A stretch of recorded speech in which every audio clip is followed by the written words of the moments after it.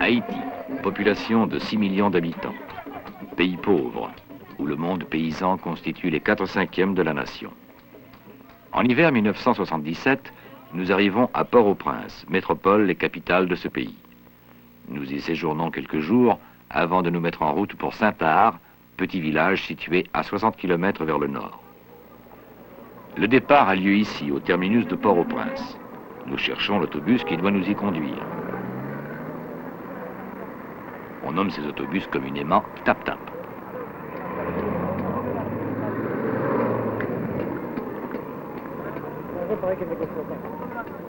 Le Haïtien pauvre a un petit côté attrape-touriste, mais très bon enfant. Ainsi, au terminus d'autobus de Port-au-Prince, ce garçon s'est empressé de nous offrir ses services. Nous savons que le tarif pour aller à Saint-Ard est de 40 cents.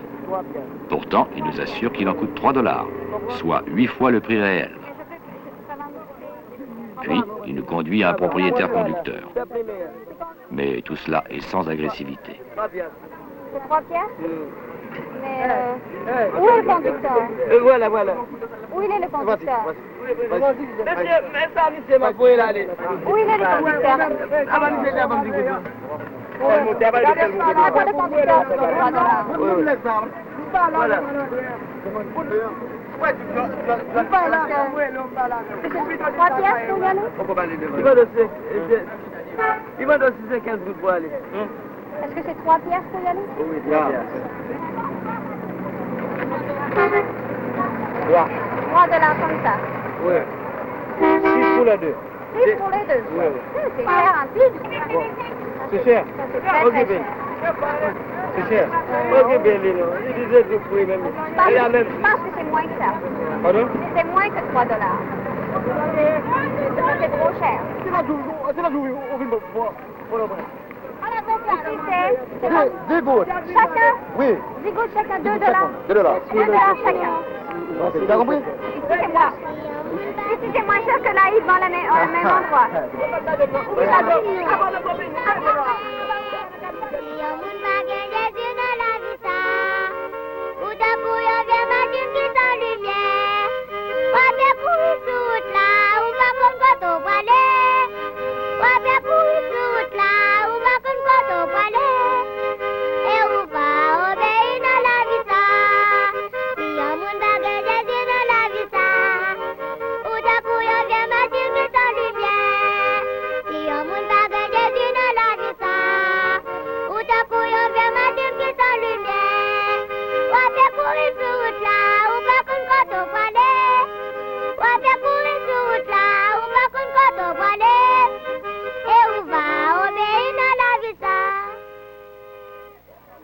À Saint-Ard, l'électricité, l'eau courante et le téléphone n'existent pas. La plupart des gens n'ont pas de revenus. Certains font la vente ou l'échange de quelques fruits et légumes. Vivant en autarcie, la population rurale pourvoit par son artisanat à ses besoins d'outillage, de vêtements et de logement. Ces maisons sont faites de terre blanchie à la chaux et recouvertes d'herbes ou de feuilles séchées. Tout près de sa maison, le paysan haïtien entretient une petite basse-cour. Les chevaux sont rares ici, mais l'âne est partout, moyen de transport ainsi que compagnon de peine et de misère du paysan.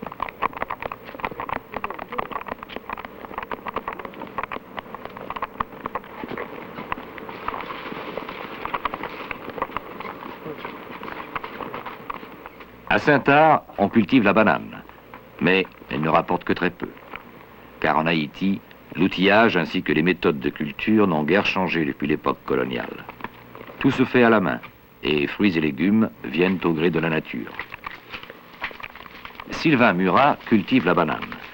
À 68 ans, il est levé avant le jour. En bon paysan haïtien, il mange peu et ne prendra plus rien avant le coucher du soleil. Sylvain Murat fait l'arrosage de sa plantation une fois par semaine. Cette eau provient d'un barrage construit par le gouvernement américain en 1922. Mais cette réserve dans les montagnes n'est pas suffisante. Dans leur quête de bois et de terre nouvelles, les paysans dépouillent les montagnes de leurs forêts protectrices, diminuant ainsi la quantité d'eau retenue dans le sol.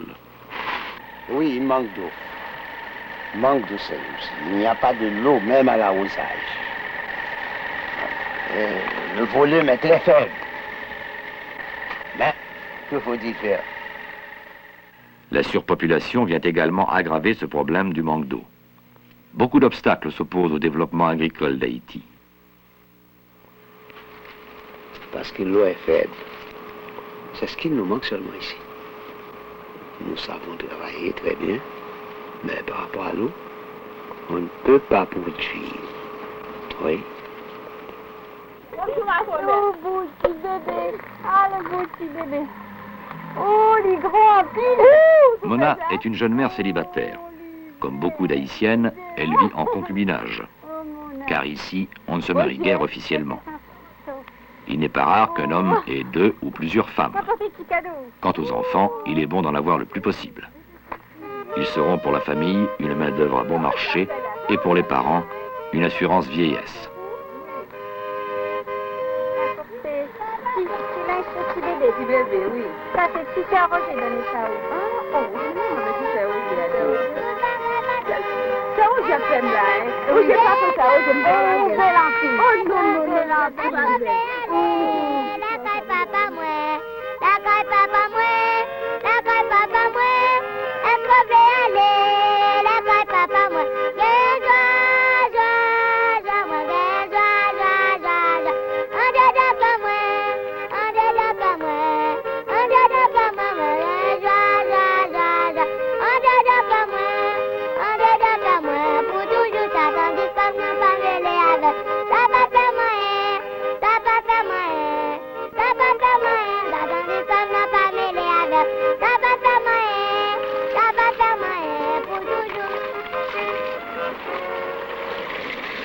Les gens sont d'une très grande propreté en Haïti.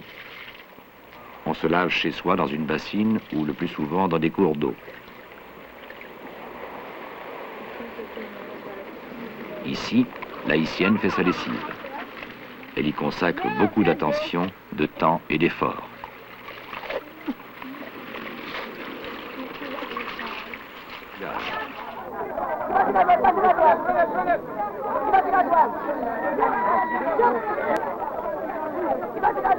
Tous les samedis, des combats de coqs ont lieu à Saint-Ard.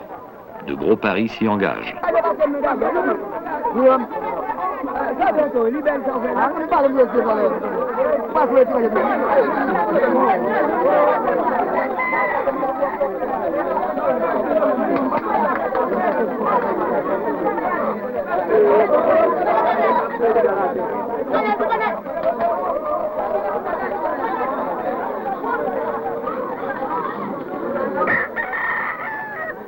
Autour de l'arène, on joue aux cartes, aux dés. Des gens y vendent leurs aliments.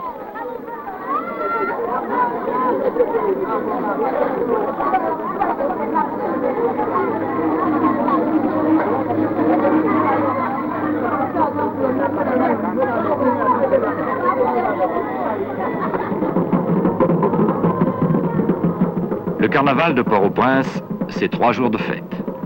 Les 3 jours qui précèdent le carême. Un long mardi gras.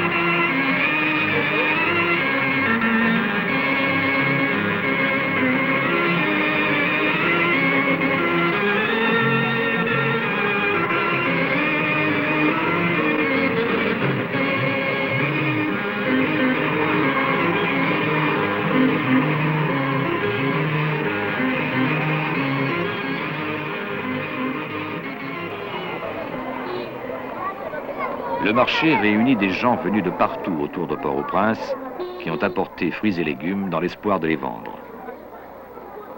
Ils sont venus des hauts plateaux avec de lourds paniers sur la tête. Ils ont parcouru jusqu'à 30 km, marchant 2 ou 3 jours, leurs pieds nus meurtris par les cailloux. Demain, ils s'en retourneront sous le soleil torride, heureux d'avoir gagné quelques sous.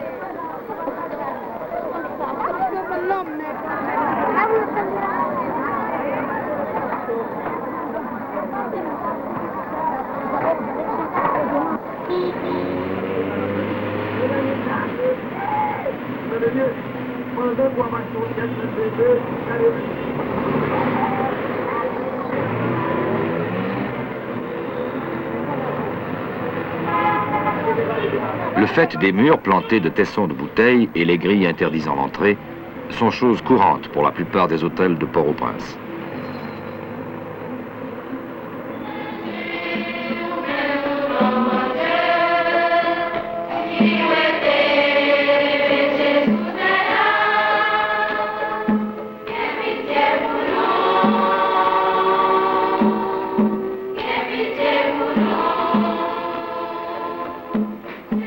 Autour de ces hôtels gravitent des centaines d'Haïtiens et d'Haïtiennes pauvres cherchant du travail.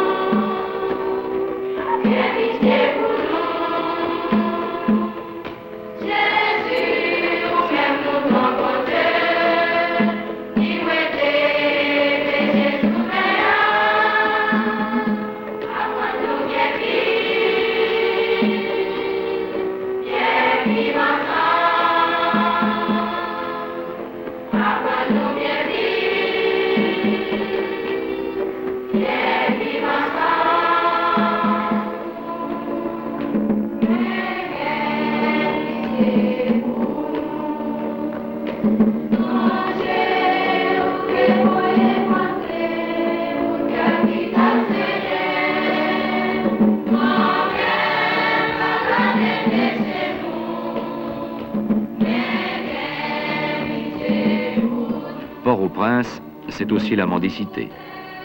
Cet adolescent n'a pas de famille. La faim et la misère l'ont rendu rachitique. Sa demeure, c'est la rue.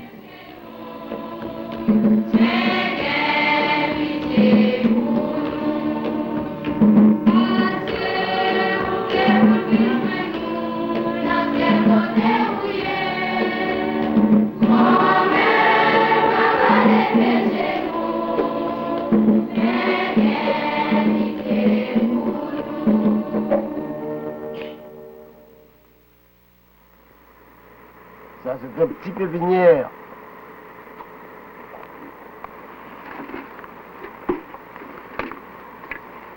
Il deviendra grand demain.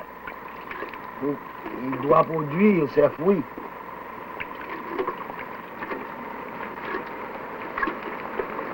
Il faut avoir de la patience pour cultiver.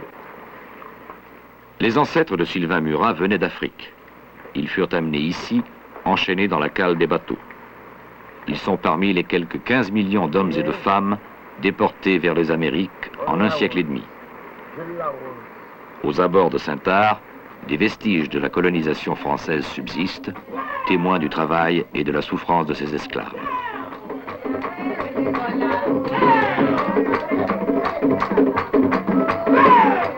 En 1492, lorsque Christophe Colomb aborde ici pour la première fois, l'île est peuplée d'Indiens Arawaks.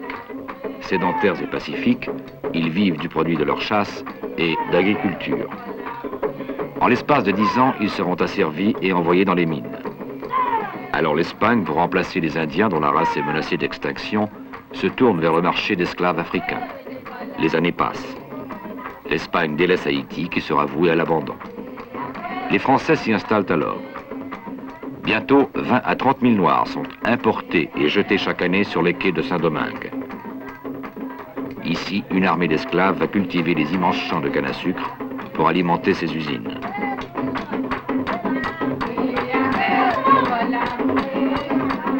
En 1697, l'Espagne cède à la France la partie occidentale de l'île. À cette époque, la population totale est d'environ 20 000 blancs et de 30 000 esclaves. Fort de cette main-d'œuvre très peu coûteuse, la colonie devient, vers 1760, la plus riche et la plus belle des possessions françaises d'outre-mer.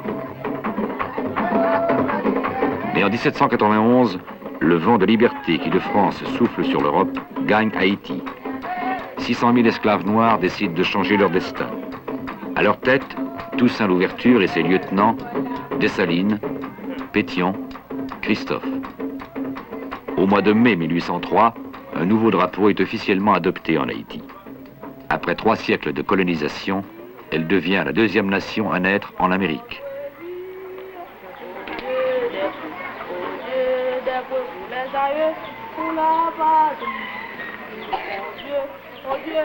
Le salut au drapeau a lieu tous les matins devant les écoles de Saint-Art.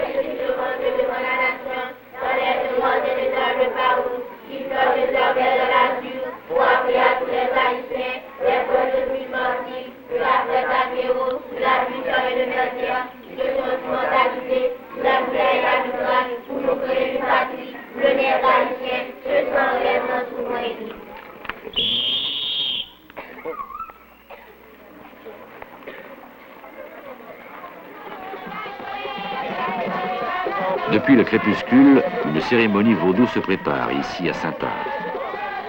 Des dizaines de personnes attendent depuis des heures. Seul, à l'écart dans l'obscurité, cet homme est demeuré immobile. C'est pour lui que les tambours n'ont cessé de battre. Soudain, il est possédé. Il est devenu Loa, esprit.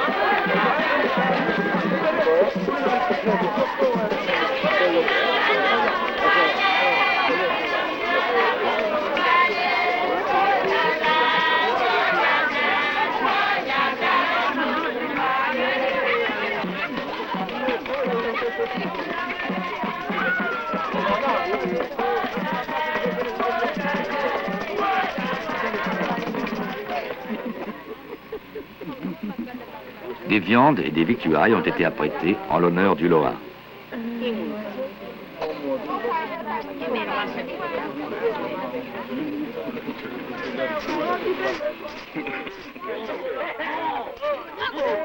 Le vaudou est une religion. Il est partie intégrante de la vie quotidienne. Une religion venue d'Afrique avec les premiers esclaves et conservée farouchement par eux avec courage et obstination. Grâce au vaudou, l'esclave pouvait résister à la classe dominante et au travail épuisant.